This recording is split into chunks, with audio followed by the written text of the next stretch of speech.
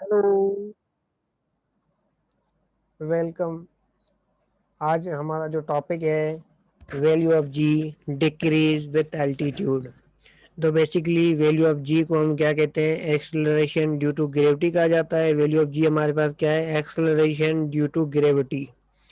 Acceleration किसी body के अंदर हो ग्रेविटी की वजह से तो उसको हम क्या कहते हैं, एक्सेलरेशन ड्यू टू ग्रेविटी कहा जाता है।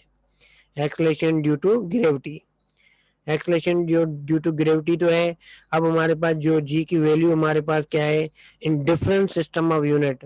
जो हमारे पास at the surface of earth की बात करें तो हमारे पास क्या है, 9.8 मीटर पर सेकेंड स्क्वायर है। और यही हमारे पास 980 सेंटीमीटर पर सेकेंड स्क्वायर के बराबर होती है। और यही वैल्यू हमारे पास 32 फुट पर सेकेंड स्क्वायर के इक्वल है। तो ये हमारे पास क्या है, डिफरेंट वैल्यू है जी के और डिफरेंट सिस्टम ऑफ यूनिट के अंदर। तो हमारे पास यहाँ पर क्वेश्चन ये है कि वैल्यू ऑफ जी जो डिक्रीज होती है किसकी वजह से, ड्यू टू एल्टीट्यूड। एल्टीट्यूड का मतलब कि किसी हाइट पे ट्रेवल करने की वजह से हमारे पास क्या होगा, हाइट। अगर किसी भी हाइट के ऊपर ट्रेवल कर रहे हैं तो वैल्यू ऑफ जी क्या होगी, डिक्रीज होगी। अब ये डिक्रीज हो रही है, उसके लिए हमें इक्वेशन फाइंड करनी है कैसे ये वैल्यू ऑफ जी डिक्रीज होती है। ठीक है, तो इसके लिए फर्स्ट ऑफ ऑल हम हेल्प लेंगे न्यूटन लॉ ऑफ ग्रेविटेशन। इससे पहले हमने मास ऑफ अर्थ फाइंड किया था by using Newton law of gravitation. अगर वो वीडियो आपने नहीं देखी है तो प्लीज उसकी लिंक आपके डिस्क्रिप्शन बॉक्स में दे दूंगा, उसको वहां से आप पहले देख लें, उसके बाद आप इस वीडियो को देखें तो फर्दर आपके पास क्लियर हो जाएगी। अब यहाँ पर हमारे पास क्या है, यूज करें न्यूटन लॉ ऑफ ग्रेविटेशन को। न्यूटन लॉ ग्रेविटेशन को यूज करते हैं। न्यूटन लॉ ऑफ ग्रेविटेशन हमें ये इन्फॉर्मेशन देता है कि अगर कोई यूनिवर्स में दो बॉडी एक दूसरे को क्या कर रही है, अट्रैक्ट कर रही है। Everybody in universe attract to each other with certain force. That force is directly proportional to product of mass and inversely proportional to distance between the masses from the distance of from the center of the masses. तो यहाँ पर ये जो formula हमारे पास क्या है, Newton law of gravitation का फार्मूला है G m1m2 upon r square. ये फार्मूला हमारे पास क्या है, न्यूटन लॉ ऑफ ग्रेविटेशन का फार्मूला। इसी को हमें यूज करना है बेटा।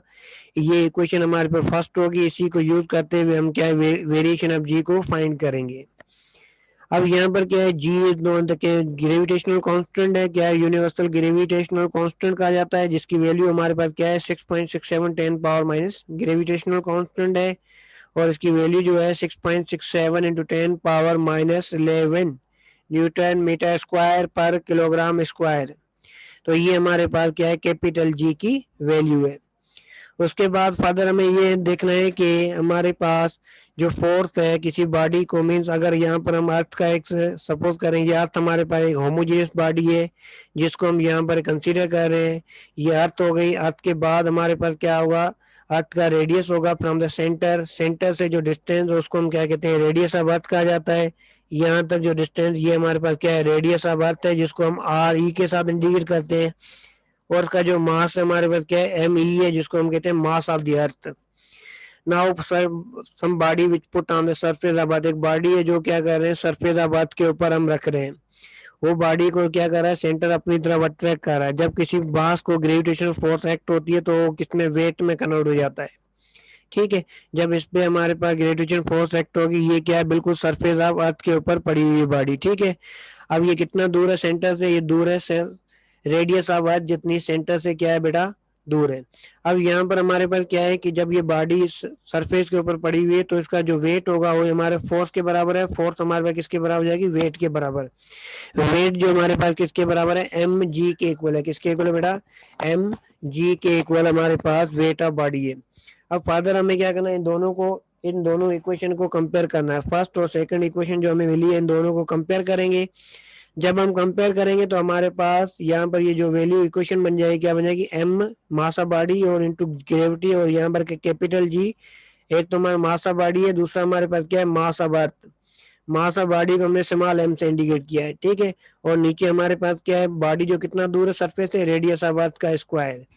जब यहाँ पर स्क्वायर कर लिया, अब इसमें क्या होगा, हमारे पास मास ऑफ बॉडी को मास ऑफ बॉडी में कैंसिल कर दें तो रिजल्टेंट जो फार्मूला हमारे पास बनेगा, that is equal to this formula can be written as g is equal to capital G mass of earth divide by radius of earth. अब इन सब की जो वैल्यू कांस्टेंट मैंने आपको पहले भी लिखवाई है, मास ऑफ अर्थ लास्ट टाइम हमने फाइंड किया था, उसको यहाँ पर पुट करें तो आपके पास वैल्यू ऑफ जी 9.8 मीटर पर सेकेंड स्क्वायर आप फाइंड कर सकते हैं एट द सरफेस ऑफ अर्थ। कहाँ पर बेटा? Surface of earth. अब यहाँ पर रेडियस जो क्या है सरफेस ऑफ अर्थ जितना हमारे पास है, ठीक है। अब ये जो वैल्यू हमारे पास फार्मूला है, ये इस इक्वेशन को नाम देते हैं, थर्ड इक्वेशन दे देते हैं। ये थर्ड इक्वेशन है और ये वैल्यू कहाँ पर? एट द सरफेस ऑफ अर्थ है, एट सी लेवल के लिए या सरफेस ऑफ अर्थ की बात करें, सरफेस ऑफ अर्थ की बात करें, या फिर हमारे पास क्या है? सी लेवल। अब उसके बाद क्या है? अब बॉडी जो हमारे पास कुछ एल्टीट्यूड के ऊपर मूव कर रही है, एल्टीट्यूड मतलब सेंटर से ये कितना कुछ डिस्टेंस कवर कर रही है अलॉन्ग द अल्टीट्यूड, अल्टीट्यूड के ऊपर ये कुछ डिस्टेंस कवर कर रही है, उस डिस्टेंस को हमें यहाँ पर देखना है कि कितना डिस्टेंस अब बॉडी कवर करेगी हमारे पास। अगर ये बॉडी यहाँ से मूव करके, सपोज करें ये जो बॉडी है नीचे वाली, ये जो बॉडी हमारे पास यहाँ से मूव करके यहाँ पर आ रही है, पहले कहाँ थी? सरफेस पे थी। अब ये बॉडी सरफेस से मूव करके ऊपर की तरफ डिस्प्लेस हुई है, हाइट कवर की है। अब इसने हाइट कवर की, हाइट को हम यहाँ पर क्या करते हैं? पहले बॉडी यहाँ पर थी, ठीक है, सेंटर से कितना दूर थी? सेंटर से दूर थी रेडियस ऑफ अर्थ जितना। अब उसके बाद क्या करिए? हाइट कवर करिए फ्रॉम सेंटर, तो हाइट हमारे पास किसके? एच के इक्वल है। तो इसने ये क्या है हमारे पास? बेसिकली अल्टीट्यूड है। क्या है बेटा? अल्टीट्यूड। अब वैल्यू ऑफ जी, अब सपोज करें अब अल्टीट्यूड के ऊपर g h is equal to हम क्या लिखेंगे? G mass of earth divide by हमारे पास क्या होगा? रेडियस ऑफ अर्थ तो पहले था, अब क्या होगा? प्लस क्या होगा? हाइट हो जाएगी। तो ये हाइट का हम स्क्वायर के प्लस करेंगे, क्योंकि अब सेंटर से कितना दूर है? अब सेंटर से हमारे पास radius of earth plus height of project, height of the body, altitude, ठीक है। अब यहाँ पर हमारे पास क्या है फर्दर? ये हमारे पास इक्वेशन नंबर आ गई 4, इन ये थर्ड और ये इक्वेशन नंबर 4 है। अब क्या करना है बेटा? हमें क्या करना है? थर्ड 4 और थर्ड को क्या करना है? एक दूसरे के साथ डिवाइड करना है। जब इन दोनों इक्वेशन को हम डिवाइड करेंगे तो हमारे पास इक्वेशन क्या बन जाएगी? जी एच ओवर जी बन जाएगा, और ये यहाँ पर क्या आएगा? जी एच। हमने क्या किया? इक्वेशन नंबर 4 जो है उसको डिवाइड किया है, इक्वेशन नंबर 4 को डिवाइड किया इक्वेशन नंबर 3 के साथ। जब इक्वेशन नंबर 4 को डिवाइड करें इक्वेशन नंबर 3 के साथ, तो इक्वेशन नंबर 3 में जो वैल्यू हमारे पास क्या है? जी मास ऑफ अर्थ प्लस क्या है? रेडियस ऑफ अर्थ प्लस क्या है? हाइट। इन दोनों का स्क्वायर करें, यहाँ पर हम डायरेक्ट क्या लिखते हैं? डिवाइड, क्योंकि डिवाइड कर रहे हैं ना। डिवाइड के बाद सेकंड टर्म हमारे पास क्या है? थर्ड इक्वेशन का डिवाइड करना है, तो हमारे पास g mass of earth divide by radius of earth का स्क्वायर। तो ये इक्वेशन आ गई। उसके बाद हमारे पास क्या है? फर्दर आपको क्या करना है कि डिवाइड को जब मल्टीप्लाई कन्वर्ट करते हैं न्यूमिनेटर डेनोमिनेटर, डेनोमिनेटर न्यूमिनेटर में कन्वर्ट हो जाता है, तो हमारे पास ये इक्वेशन क्या हो जाएगी? Further can be written as g mass of earth, नीचे हमारे पास क्या है? मास ऑफ अर्थ। ई हमें छोटा देना है जिससे पता चले कि ये मास ऑफ अर्थ है या और कोई पैरामीटर ना हो। तो ये मास ऑफ अर्थ और यहाँ पर क्या है? रेडियस ऑफ अर्थ का स्क्वायर है। यहाँ मल्टीप्लाई करेंगे हम न्यूमिनेटर डेनोमिनेटर, डेनोमिनेटर न्यूमिनेटर में कन्वर्ट हो जाएगा, क्योंकि उसको हमने वेरी किया है। डिवाइड को मल्टीप्लाई में कन्वर्ट करें तो ऊपर क्या आएगा? आर ई स्क्वायर बन जाएगा, नीचे क्या बन जाएगा? That equal G M e बन जाएगा। अब इसमें हमारे पास कुछ टर्म जो कैंसिल होंगे, अब यहाँ पर ये जी जी एम ई में कैंसिल हो गया, तो ये इक्वेशन जो हमारे पास बेसिकली अब कैन भी कैसे हो जाएगी? Are e square upon R e square upon, तो यहाँ पर हमारे पास क्या था? इस आर ई के साथ हमने यहाँ पर ये मिस्टेक की है, इस आर ई के साथ हमने प्लस नहीं दिया आर एच, ठीक है। तो यहाँ पर हम इसको इंक्लूड कर देते हैं, तो यहाँ पर क्या होगा? एच होगा, एच स्क्वायर है, ठीक है। अब यहाँ पर क्या होगा? R e plus h whole square. अब ये इक्वेशन बन गई, मतलब जी एच और जी हमारे पास किसके इक्वल हो गया? R e square upon r e plus whole square बन गया।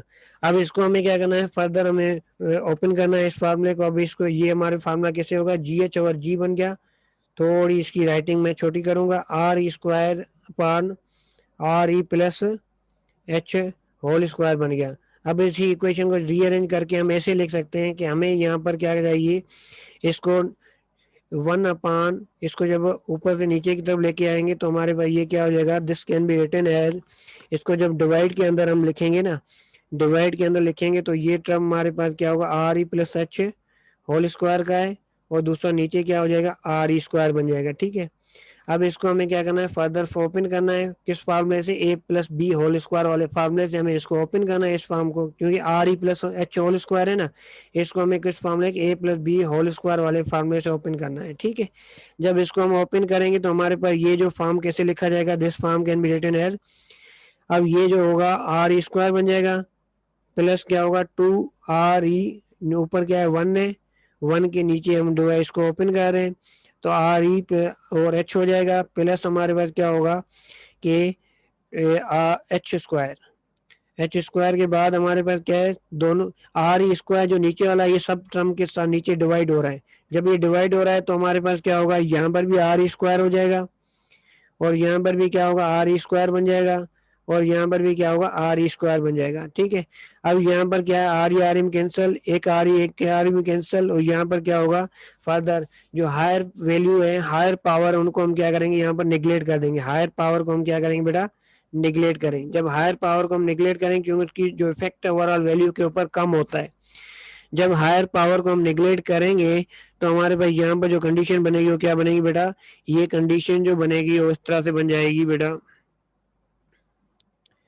हायर पावर को निगलेक्ट करने के बाद हमारे पास यहाँ पर जो ये फार्मूला क्या बनेगा, जी और g h is equal to 1 ये बन जाएगा RE स्क्वायर कैंसिल तो यहाँ पर बन जाएगा 1 प्लस यहाँ पर 2H बन जाएगा, 2H RE बन जाएगा। तो ये फार्मूला हमारे पास बन गया।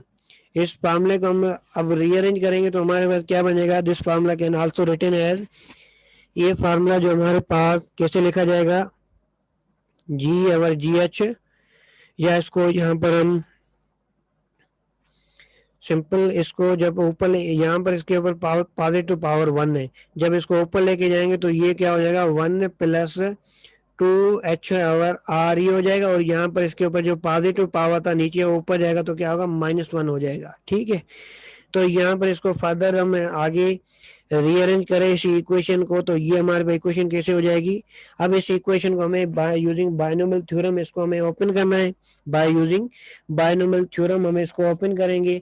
जब बायनोमियल थ्योरम हम यूज करेंगे, बायनोमियल यहाँ पर मैं नीचे की तरफ लिख देता हूँ, इसको ओपन करना है बाय यूजिंग बायनोमियल थ्योरम।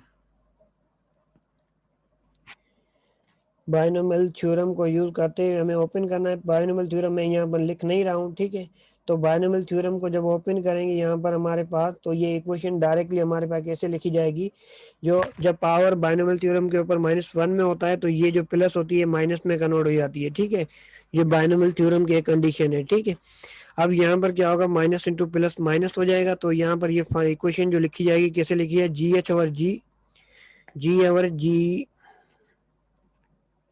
यहाँ पर हमने एक और मिस्टेक की है कि जी एच जो है ना ये ऊपर की तरफ था,